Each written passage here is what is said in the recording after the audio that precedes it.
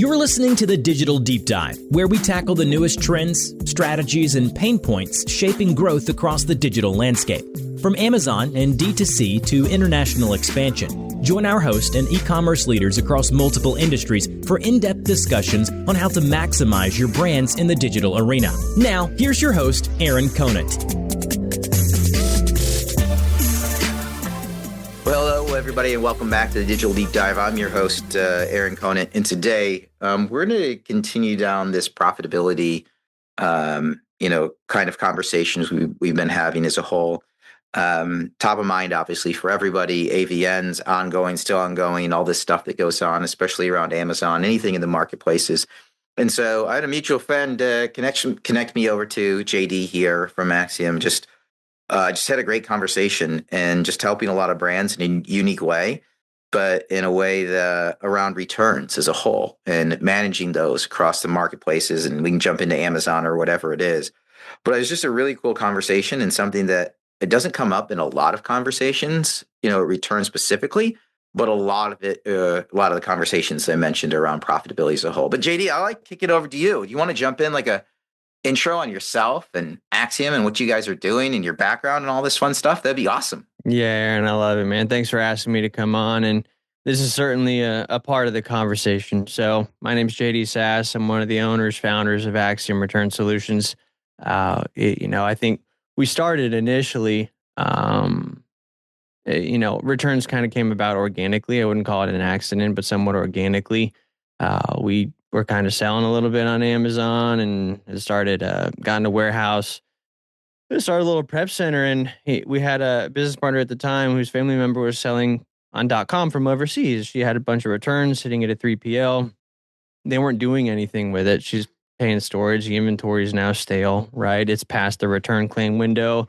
They're not reintegrating any new stuff back into Amazon. She says, hey, can you guys just help me resell these? And so she told her friends, they told their friends, and we're now in year 3. We're in our 3rd warehouse, working with a couple hundred brands, agencies, accelerators, resellers, wholesalers, specifically as a reverse logistics provider, right? And what we do, macro, we become the return removal address, right? If you sell on .com or wherever with Amazon, you have to have an address and your stranded inventory, your automated fulfillable and unfulfillable, for example. The removals have to go somewhere, right? You can dispose, you can liquidate, or remove the inventory. And there's a lot to talk about, even from that standpoint right there. But we are a physical receipt, or receiving end of the inventory. So we receive, inspect, grade, scan everything on inbound, reintegrate back to primary sales channels, resell on secondary channels, liquidation, the big part to what we do to drive revenue. We talk about profitability. This will come into play for sure, is filing claims on your fraudulent returns and damaged or missing removals. That's a big part of what we do, right? And you have to take pictures of the products to file these types of claims. It's all tracked in a dashboard. We give a bunch of data back to the brands on the front end that we work with to drive the decision-making processes, right? You talk about profitability. This is a big part, and it is not being done. On a large scale, this is not being done. I totally agree. Yeah. Yeah. So here, previously, right, on the brand side, Mm-hmm. I mean, I just had a damage allowance and I was just like, forget about it. And is that what you see most people do? And should they not be doing that? Like, it was one of those one more things I had to do. Oh, there's 150,000 things on my plate. There's one more thing to do. And I don't know. It was easier just to write out like, what's best practice? And is this vendor side? Is this seller side? Yeah, no, absolutely, man. So we work both 1P, 3P. The majority of our client base is 3P, right? And so I'll try to keep the conversation there. But typically, yeah, it's just baked on the front end, right? Into your landed cost of goods. I'm going to assume, or the brand probably anticipate maybe a 10% return rate, right? So if we're just writing that off, we're just baking that in on the front end. Cool. We're just accepting that loss, right? Or we'll call it, I've heard marketing too. It's just being written off as marketing, which is an interesting approach. But what happens is in Amazon, you even if you choose disposal, right? So in Amazon, the cost to dispose of an item is exactly the same cent for cent right now, at least it was a couple of weeks ago, to remove the item. they're the same, right? So Amazon now, where prior disposal was a cheaper option, they're almost incentivizing you to remove the inventory, right? And so if you can remove this inventory, forget about reintegrating the inventory back to a primary sales channel or filing claims on eligible opportunities, even if you're just offsetting those costs, right? If you're doing 1 million, 10 million, 100 million a year in revenue and you have a 10% return rate, or you're just disposing of 10% of those, those are just being disposed of. What if you're paying $100,000, over the course of a year on those removal or disposal costs? If you offset that, right, without even doing anything else, if you have a provider or a system in place to simply offset that, even by half, a dollar saved is a dollar made in that conversation, right? That just drops right to the bottom line. And what we're able to do a lot of times. I want to, so I want to go into that a little bit because, like what you're saying is, right. It used to be the cheaper option, and is the juice worth the squeeze at the end of the day? Right. 100%. That's the reality. And so, I think a lot of people are just like, number one, don't ship stuff back to me. Right. Yeah. I've got a warehouse. Stuff is going out. Stuff is not supposed to come back. My team doesn't like it. I don't know where it goes. It might accidentally get reintegrated somehow. Who knows? Depending on the size of the seller, obviously, and the controls. Mm-hmm. But so people are just like, just keep it and throw it in the garbage. And I realize, right, and I can bake it in to my cost of goods sold as a whole. I can just bake that in. But what a lot of people are seeing, right, especially tariffs hit, and that's a whole other podcast as a whole. But how do you manage those costs? But people are trying to understand, as their profitability's gotten squeezed, I might have to start thinking about other options. And so what you're saying now is it's almost equal. So you have the two options. Do they just pay them to get rid of it, or do you have them pay them and you either return it, or I think this is where our conversation, why we got connected, right? I think, was it Andy Berger? Was it? That's right. Andy? Yeah. Andy's awesome, man. That's it. You got it. Andy's a rock star. I love that guy. He's one of my favorite people in all of digital, just awesome. A straight shooter. And I mean, he's focused on profitability, with Workflow Labs and everything right now. And so it totally makes sense is, why not have them, either you can ship it back to yourself and you refer, do you want to pay people to do that? Or this makes total sense why we're connected, because Andy's really good about, feeding the network with really great options and key partners that help tackle profitability. So ship it to you then? Yeah. Or and I'm here simply, man, if there's some value I can provide to your audience or anyone listening, that's it. Yeah. We would become. Well, I think number one is, don't just have them throw it away. And number one, is there a threshold on the value, right? Like, there's probably things consume, CPG, maybe it doesn't come back in, maybe chemicals don't come back in. Yeah. Is there a threshold where you got to think about, the juice is worth the squeeze? 100%. So some of those items, Amazon won't even let you return, right? They just, it's just, you got to keep it, right? There's a threshold where you could utilize Amazon's returnless resolution program, right? If you're selling a $5, $10, maybe $15 product, depending on how strong your margins are, returnless resolution is going to prevent you from having to pay fees coming back into Amazon, right? And then if that inventory isn't it can't be reintegrated or is not sellable again, then you got to pay to remove or dispose, right? And on a large level, dispose in Amazon's terms, when you choose disposal, and this comes into play as well, Amazon can dispose or destroy, recycle, and resell your inventory, right? You waive all rights to the inventory and they can keep any proceeds. Now, brands wanting to curate a positive consumer experience, when you choose disposal, that inventory can then be resold, right? And it'll end up in people's hands, maybe that a brand doesn't want it. Unauthorized resellers, essentially, right? And there's the opportunity there for a reputation to be tarnished or a consumer to purchase a product that might have been counterfeit or used, that leaves a bad reputation with the brand. So full brand control is also at play here. But yes. Would this also end up in warehouse deals? For sure. Absolutely. Yeah. Because this comes up a ton. Here, people like, how does it even get over there? Okay, this makes sense. Yep. Okay. On disposal, it's in their term. It's in the terms. It's just playing in their sandbox, right? They can resell it and they'll keep all the proceeds, and some of that stuff will get liquidated. Talk to brands.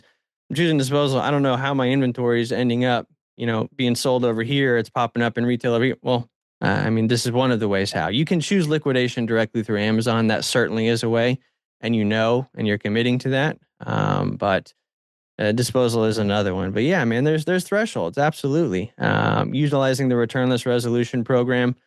I think having the inventory removed, it doesn't have to be to a provider like us, even back to themselves, just somewhere where you can offset those costs, right? And reintegrating inventory back into a primary sales channel is a big deal.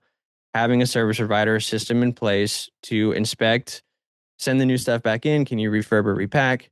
But also, what data are you getting back, right? There are opportunities for improvement across the supply chain or the life cycle of the product. What data are you getting back to optimize the listing to reduce returns? A customer return happens always before an item is ever purchased, right? Is there optimizations that can be made? Production, manufacturing, how the item is packaged. What about your 3PL or your fulfillment center, right? And there's a bunch that advertise that they do returns. And my experience has been, this is not a universal truth, but for the most part, it's just an easy in to get a brand and to get a deal, right? Like we'll just do it all. But what ends up happening is inventory is sitting, becomes stale. They're not filing claims. You talk about profitability. There's no data being provided back to improve, right, how this inventory is sold, reduce return rates. Well, they don't want to do it anyways, right? They're doing it. Of course not. They're like, yes, we can do it. Not, hey, we want to do it and we're great at it. And this is just and brands actually want that too. Again, will you just take it back in? Just get it off the streets. And they'll say yes, which they'll do. But I think to your point, like, are you optimizing that as a whole? Right?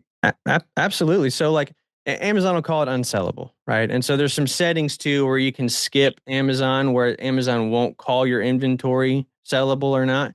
You can just skip their grading process and have everything removed. You can select certain ASINs for them to evaluate.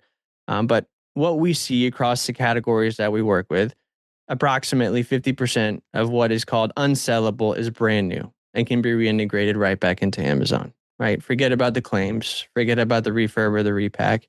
There certainly is a threshold where the type of workflow needs to be accommodated for the selling price, or dependent upon how strong the margins are on the item, what you do, right? Are you paying to get really granular with this inventory? Are you doing sheer volume is so significant that you're just trying to offset those disposal or removal costs, and you've already done your due diligence. You know that your recovery through Amazon's liquidation channels is one, time consuming, and two, the return on that, like you said, the juice is not worth the squeeze, right? But man, like when I'm talking with someone, it's always too late. Like people are upset when I get on a call with them. Usually there's, I'm human too, right? Like I don't change until I hurt enough typically. I mean, I wish I could say I was like perfect at it, but until I'm hurting enough in some way, shape, or form, there's not enough incentive there for me to really change, right? And so what data are you using to drive the decision-making processes around your items? And you're looking for all these other areas. If you got a return rate of 5%, 10%, or like apparel and shoes, 20%, and you don't have a system in place, and most of the time, systems internally are done at scale with very, very large brands or companies doing, a couple $100 million or north a year in revenue, who can afford to do that internally, which is great. Cool. Now you're becoming all these other things. Like now you're becoming a reverse logistics provider and a fulfillment, so like where is the focus? What's going to move the needle for you? And when does it make sense? But truly, like, do you have the data to drive that decision-making process? Is this an informed decision? I wish I could pull, I probably should. I might do that and share it with you. How many times I've actually had people type, I feel, or my warehouse manager feels this is the, it's insane. But it's, it just is what it is. And for whatever reason in the Amazon world, that seems to have gone overlooked for a long time. What size? So you're doing, is it when you hit a threshold of $1 million a year or 100,000 a month? Like what is the threshold where you're saying, hey, you're a brand and you hit this threshold, all of a sudden this is going to be meaningful and important? Yeah, absolutely. So we work with top to bottom, from just south of $1 billion a year in revenue down to maybe $1 million a year in revenue. I think depending on the average selling price of your products will determine if it warrants working together. One, are you having an outlet for that inventory? For us, if you're having, and I always have a conversation, I'm pleased for anyone listening, like consider us a resource, right? If you're having like 100, 200, 300 removals a month, it might warrant looking into. You shouldn't be paying just to dispose of the inventory. At the very least, you could just liquidate. Well, you can get something out of it. Just something. And it's like, what's, Even I'm if it's open. just the data, like you're saying, like what is going on? Let me take a look at it. And again, like you're here. I mean, obviously you provide a great service, or Andy wouldn't have connected us. But even if you're just getting it back yourself, I think there's two phases. Like just ship it back, and then my guess is in most companies, I mean, I try to talk to 20 to 30 a week.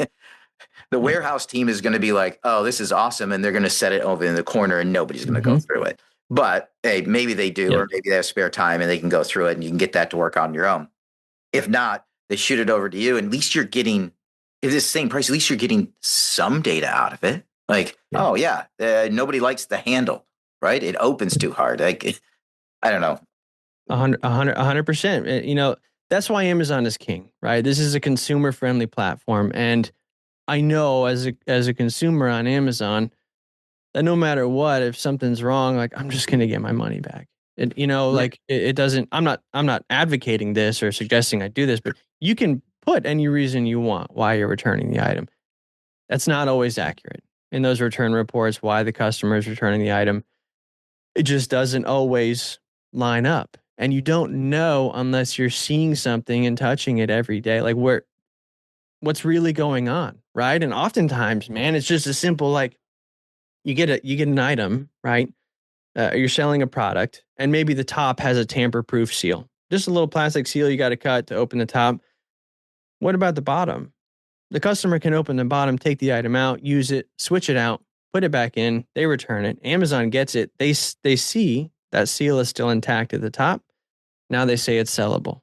It gets resold again. Another customer buys a used item or switched out and leaves a bad review on the brand, right? It's not on Amazon. It's on the brand, takes the hit for that. But how simple? Just add that right at the bottom. So all openings around the box, just add those little safety seals around so that they know when it's returned back to Amazon, if it's popped, guess what? It doesn't need to be reintegrated. It warrants further inspection. Like you said, data. And for us, with the partners we work with, sometimes that means we don't work together anymore. We onboard, we do the stuff, we get some returns, they get some data. Cool. You were making the right decision the whole time, whatever was working before, whatever you're doing before. But now right? Like now there's some data to prove that that's the right decision. And at scale, profitability, it can't be about, at least not long term, about gut feeling, or I think like, let's just get some data. Like how do you do that with any point, right? That's any service provider. That's it. They have case studies, and it took us some time to do that. I think to build a lot of that stuff out and get the data and the case studies to say, oh, this is real. And in Amazon, there's not much out there for sellers to be able to get this data, or even from a service provider standpoint. So, I mean, I'm sure there's a lot of businesses doing it on their own, but I don't know a lot of you out there doing this, right? Like it's pretty, again, on the obviously there's a prep side, like Kayvon and stuff is doing is super cool, right? All on the prep crushing side, it. Packing, kitting, bundling, prepping for FBA and sending in is an awesome business. But on this side, so it shows up, you're going to inspect it. Is there refurb? You said there's reintro. You're looking at a lot of stuff, and I'm going to go back because you were mentioning like what people select. Like I've been there before, right? You're making a return. I didn't even use it, but I'm wondering like, are one of these clicking boxes going to change whether or not they accept the return? Sometimes, and I always worry like I have to just having sold on Amazon, I'm like, okay, I got to click the right one and just spin the wheel of chances that it might not go back, but I can see a lot of people just clicking the one that they think, didn't fit, or, whatever it is, right? Not right size or whatever the thing might be. So then you inspect it, you're seeing if it's legit or not. but then there's the refurb, the reintroduction. There's, Yeah. maybe it's good. There's liquidation. Like, what are all the options that once you get this inventory back in, again, whether they're using you or they're doing it internally, just neither Yep. here nor there. What are then the options for that inventory? Yeah, absolutely. And yes, to answer your question, why I'm choosing the return now has drastically changed, I think, than prior to entering into this business. I am.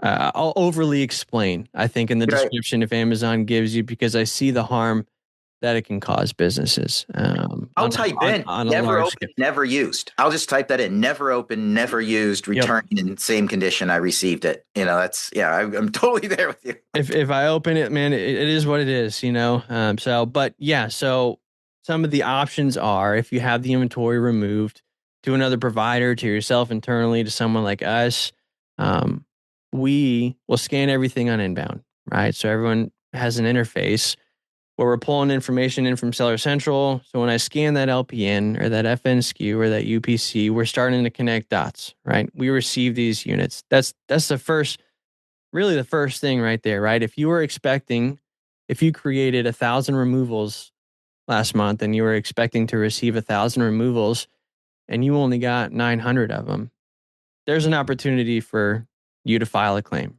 right? I opened a box and there's only 8, but I was expecting 10, right? This is like on inbound, the very first thing.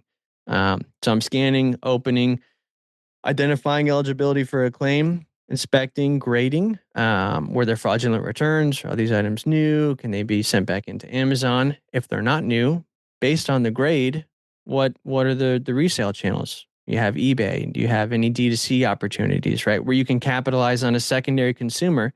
If you're selling a more expensive product, it's an opportunity for you to capture someone. You offer a discounted item, potentially, someone buys it and they love it. Next time they're buying new from you, right? Um, where are those items going secondary? Liquidation is kind of towards the end there where we're palletizing and liquidating. Brick and mortar bin stores, flea markets, eBay, Facebook, TikTok, whatnot. We work with guys, partners who are streaming in warehouses, doing that all day long. This is all that they do, right? So there's some good outlets there. Can these items have claims filed? And you have to take pictures right there. So there's always some confusion when I get on calls. Are you guys filing claims? Some that Three Colts is doing, for example. Love those guys. No, right? We are.